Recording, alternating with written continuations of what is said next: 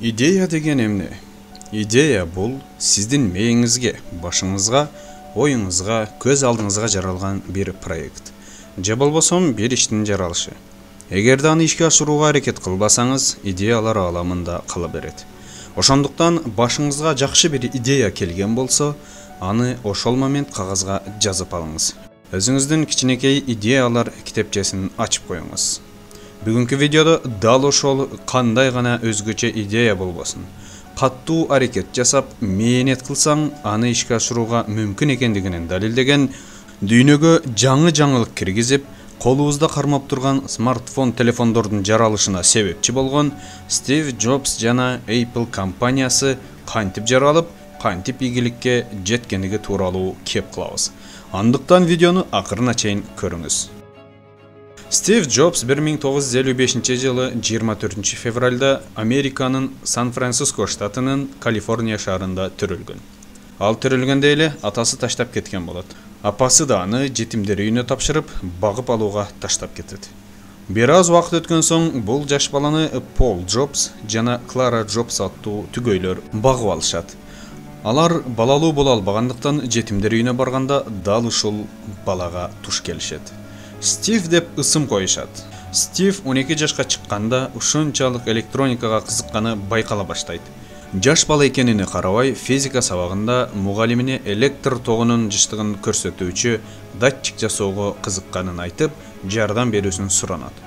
Бул сөзгө көпчүлүгүбүз түшүнбөшүбүз мүмкүн. Бирок Стив ошол кенедей кезинде эле электроникага кызыкканын, практика жасап, инженердик ой жүгүртүүсү жогору экенин көрсөткөн.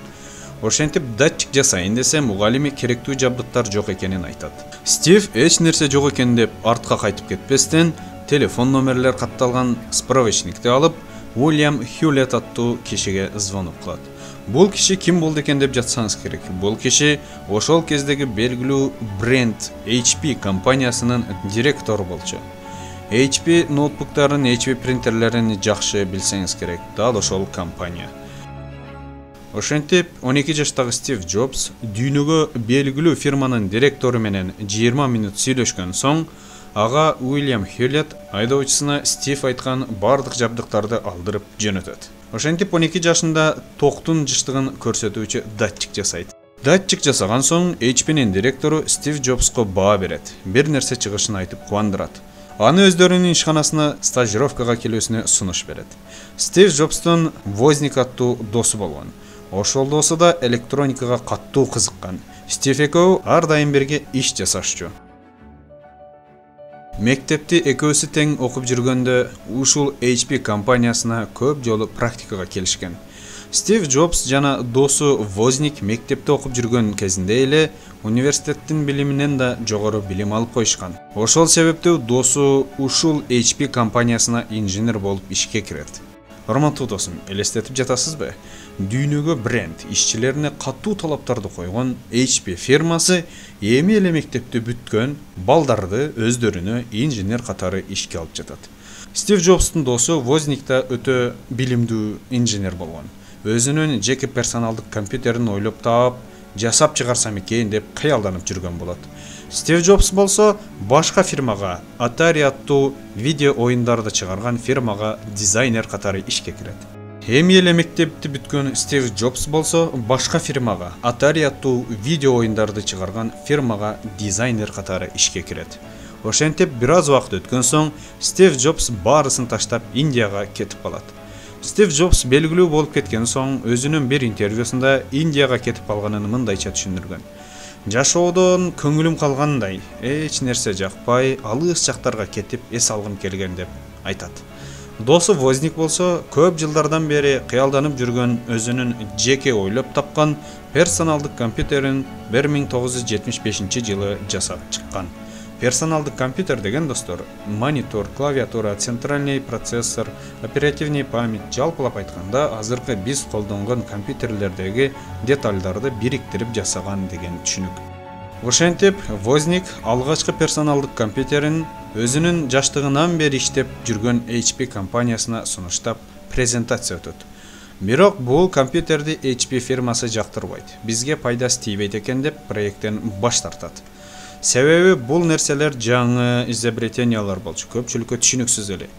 HP баш тарткан соң Возник өтө катуу капа болот, маанайы чөгөт. Бирок токтоп калбастан мурда Стив Джобс иштеп кеткен Atari фирмасына компьютерин сунуштайт. Бирок бул фирмада бизге пайдасы тийбейт экен деп проекттен баш тартат. Эки фирма тең инженер болуп иштей бер деп сунуш айтса да, Возник жумуштан кетүүнү туура көрөт. Иши жок, маанайы чөгүп үйүнө бекерчи болуп отуруп калат. Мына ошол кезде эми эле Индиядан эс алып идеяларга башына толтуруп, Стив Джобс Америкага кайтып келет. Келген соң биринчи кезекте эле ал Возник досу менен жолугуп, экөө сүйлөшүп отурушат. Возник болсо компьютер жасаганын айтып, кубанып, бирок эч кимге сата албаганын айтат. Ошол түнү Возник менен Стив Джобс көпкө чейин ар нерсени сүйлөшүп, келечек тууралуу анализдерди жүргүзүп, жаңы жасала турган идеялар менен ой бөлүшүп отурушат. Стив Джобс чоң пландар бар, аны өзүбүз ишке ашырабыз деп Возникке сунуш берет. Мына ошентип азыркы чоң гиганттын ийгилик тарыхынын жолу башталат, достор. 1976 жылы Стив Джобс достору менен ойлонуп отуруп, фирмаларына Apple деген атты коюуну сунуштайт. Себеби Америкада ошол кезде көбүнчө телефон справочниктер колдонулчу. Башкача айтканда, телефон номерлер жазылган контакт дептер. Кимге эмне керек болсо, телефон справочник жазылган дептерди ачышат эле. Дептердин биринчи эле бетинде алфавит боюнча Apple турат болчу. Экинчиси Стив Джобс алма жеп диета кылат болчу. Мына ошентип дал ошол Возник жасаган компьютерди 1976 жылы Apple 1 деген ысым менен сатууга чыгарышат. Бул компьютерлерди жасап чыгарып сатуу үчүн Стив Джобс өзүнүн жакшы көргөн фургонун да сатып жиберет. Ошентип ар жактан акча чогултуп жумуштарын башташат. Компьютер жасап чыгарууга Стив Джобс өзүнүн гаражын сунуштайт. Башка айла жок болчу. Стив ата-энеси менен бирге жашагандыктан апасы Клара Джобс да четте карап турбастан бул ийгиликтүү проектке кошулган. Ал кардарлардын звонокторуна жооп берүүчү секретарша катары жумушка кирет. Бул болсо ишканаларыны дагы да серьезный фирма катары көрсөтөт болчу. Apple 1 компьютери менен рынокко чыгышканда, булар конкуренттеринин алдына өтүп кетишет. Жаңы технология автоматташкан компьютер болчу. Бир аз убакыт өткөн соң компьютерлерине жаңы экран коюп, дисплей орнотушат. Бул болсо жаңы деңгээлге көтөрүлгөнү болчу. Таң калыштуу, бирок ушул жумуштун баарыны Стив Джобстун жатаканасында жасашчу. Эч кандай шарт жок, достор. Жаңы технологиялар жок, аппарат жок. Болгону кол, баш, жатакана, отверкалар, паяльниктер жана жаңы идеялар алдыга коюлган максат болчу. Канчалык аракет кылышса да, булар жасаган компьютерлер жакшы сатылган эмес. Кайсы магазинге товарларын сатууга алып келишпесин, бүт барып баш тартышат болчу. Компьютер эмне экенин билишпейт болчу керек болсо. Бир гана дүкөн товарларына кызыгып, потериалга сатып алууга макул болот. Ошентип, ушул дүкөн аркылуу булар жасаган компьютер популяр боло баштайт. Бир жум өткөн соң эле заказдар көбөйүп кетет. Компьютерлери тездик менен окумуштуулар арасында чоң жаңылык болот, кызыгууларды арттырат. Мурда Стив Джобстун уктоочу бөлмөсүндө компьютер чогултушкан болсо, эми ал тардык кылат болчу. Кайрадан гаражына көчүп өтүп келишет. $666 100дөй компьютерди алгачкы жолу алар өздөрүнө жакын кардарларга сатышкан. Жумуш жакшы кете баштады. Бирок ишканаларын чоңойтуп иштөөгө өтө көп акча керек болчу. Возник командасы менен компьютерлерди чогултуу менен элек. Стив Джобс болсо күнү-түнү акча маселесин чечүүгө аракеттенчү. Командасынын лидери, фирманын башчысы. Кээде суткалап үйүндөн чыкпай, эч ким менен сүйлөшпөй, ар бир банкка звонок кылат болчу. Бүт бары жок деген жооп беришет эле. Командасы мына банкрот болобуз, тарап кетпейли андан көрө дегенге чейин барышты. Бирок Стив Джобс акыры инвестор тапканга жетишти. Ошентип алгачкы инвестор булардын командасына $290,000 акча инвестиция жасаган. Возник болсо кубанганынан кайрадан сүйүктүү ишине киришип, компьютерлерди чектөөсүз каалаган запчастарын таап чогулта баштады. Мына ошентип 1980 жылдары Apple 2 компьютери чогултулду. Светной экран кошулду. Техникалык жактан дагы да кубаттуу компьютер жаралды. Абдан чоң жаңылык болгон. 90-жылдарга чейин бул компьютерлерден 6 миллион штуктай сатылды. Кандай гана кыйынчылыктар болбосун, чыдап келген Стив Джобс жана командасы эми миллионерге айланышты. Бирок 1981-жылы Стив Джобстун Возник досу авиакырсыкка учурайт.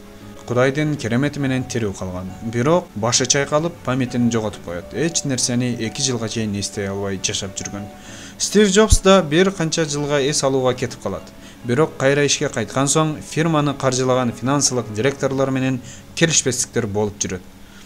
Бир күнү эле Стив Джобстун өзү түзгөн фирмасы директорлордун чечими менен Стив Джобсту жумуштан чыгарып салышат.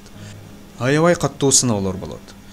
Apple компаниясы Стив Джобс таштап кеткен идеялар менен бир канча жылга жакшы эле жумушун жүргүзүп келет. Бирок убакыт өткөн соң Apple компаниясы акциялары түшүп артка кете баштайт. Стив Джобс болсо жөн жүрбөстөн Next аттуу фирма түзүп, жаңы ийгиликтерге жеткен болчу. Мультфильмдерди жараткан Pixar фирмасыны жакшы билсеңиздер керек. Дал ошол Pixar компаниясы да Next'ке карап Стив Джобс башкаруусунда болгон. Pixar фирмасынын жардамы менен дүйнөгө белгилүү мультфильмдер жаралган. Экранда көрүп турган мультфильмдер дал ушул Pixar компаниясынын мээнети менен жаралган мультфильмдер. Apple болсо кайрадан ойлонуп отуруп Стив Джобско келишет. Жумуштары жүрүшпөйт. Анын Next фирмасын сатып алууну сунуштап, ошону менен бирге кайрадан Apple компаниясынын генеральный директор болуусун сунуштайт. Ошентип 1996-жылы Apple Next фирмасын Стив Джобстон $429 миллион сатып алат. Стив болсо автоматтык түрдө Apple компаниясына генеральный директор болуп кайрадан шайланат.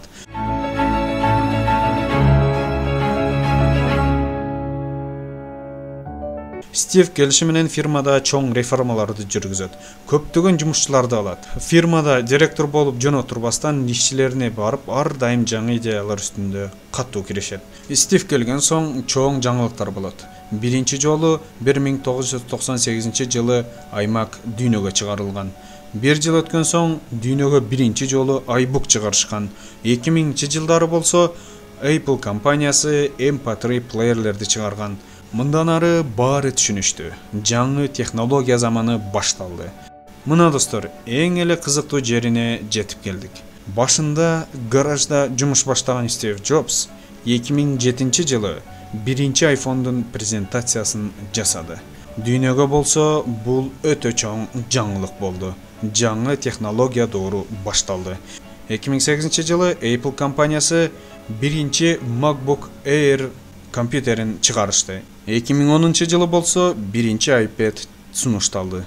Көптөгөн аракеттердин арты менен идеясы ишке ашкан Стив Джобс түптөгөн Apple компаниясы 2011-жылы дүйнөдөгү эң кымбат корпорацияга айланды.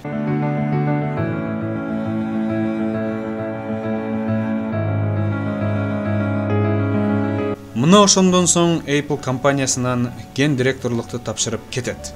Ээлеген кызматын Тим Кук аттуу жетекчиге бошотуп берди.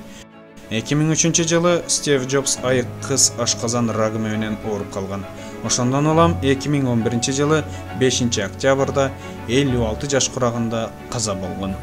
Анын каза болор алдында айткан сөздөрү миллиондогон адамдардын жүрөгүнө жетип, эң сонун кеңештерден болду. Ал видеосун мурда эле которуп чыгарган элек. Көрүп койсоңуздар болот.